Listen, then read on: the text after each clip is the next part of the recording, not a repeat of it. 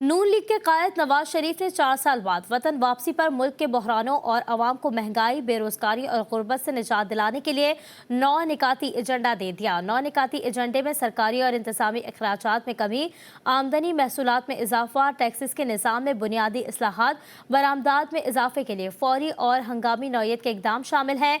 Information technology में इनकलाब, बिजली और गैस की कीमतें कम करना, खसारे में चलने वाले सरकारी इदारों के इंतजाम कारी, नौजवानों और ख़वातीन के लिए रोज़गार के मौक़े, ज़राअत में जदीद टेक्नोलॉजी के ज़रिए इनकलाब और निज़ाम अदल इंसाफ में इस्लाहात करना शामिल है। मीनार पाकिस्तान पर जलसा आम से खिताब में कहा कि इनके दिल में इंतकाम की तमन्ना नहीं, कौम की खिदमत करना चाहते हैं।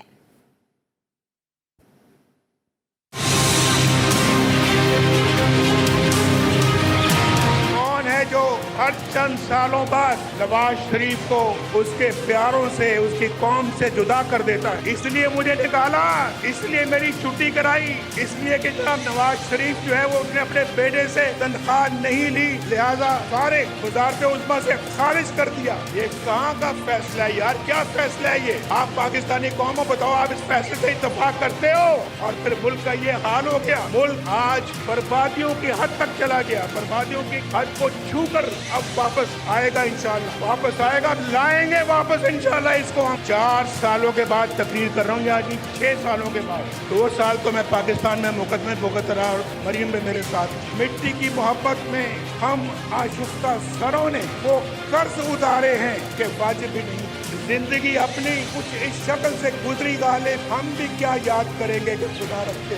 जख्म इतने लगे हैं कि वो भरते भरते वक्त लगेगा, लेकिन मेरे दिल के अंदर कोई इंतकाम की तमन्ना नहीं है, बदले की कोई तमन्ना नहीं है नवाज शरीफ के दिल में। नवाज शरीफ के दिल में अगर तमन्ना है, बस यही है मेरी ये कौम के लोग खुशहाल हो गए। गालिब हमें न चेह के फिर जोशे अश्क से कहते हैं हम तहैया तूफान किए, क्योंकि अब कोताही की कोई गुंजाइश नहीं है। पाकिस्तान के अवाम को जो दरपेश मसाइल हैं उनके असबाब पे गौर करें और आइन की रूह के मुताबिक मुत्तहिद होकर मुस्तकबिल का प्लान बनाएं।